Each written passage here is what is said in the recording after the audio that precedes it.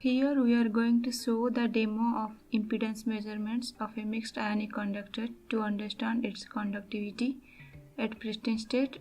Here is our platinum foil which goes at the bottom and above which we are going to place our mixed ionic conductor, strontium titanate in this case. The planar surface of the sample has been coated with platinum electrode.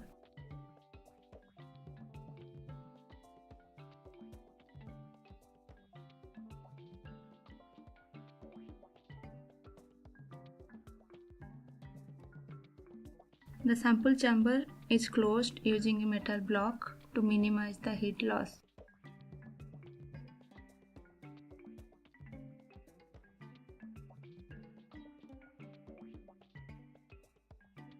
Here is our LCR meter to monitor the conductance of the materials as a function of temperature. This particular device operates in the frequency range of 20 Hz to 1 MHz. Let's go ahead for the electrical connection from the LCR meter to the sample.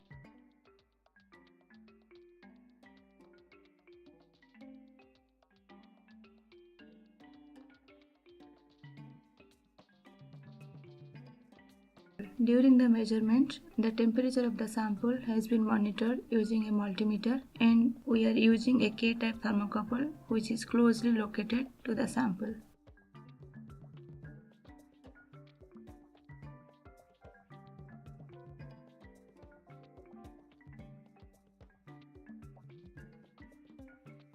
This is our script file which defines the experimental conditions.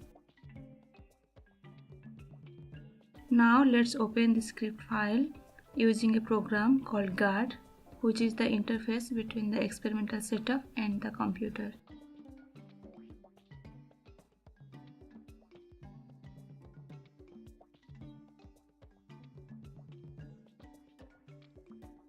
Now let's see the obtained results. The left hand side figure shows the variation of the real part of the admittance at different temperatures. With the knowledge of the sample dimensions, we will get the conductivity of the samples as a function of temperature.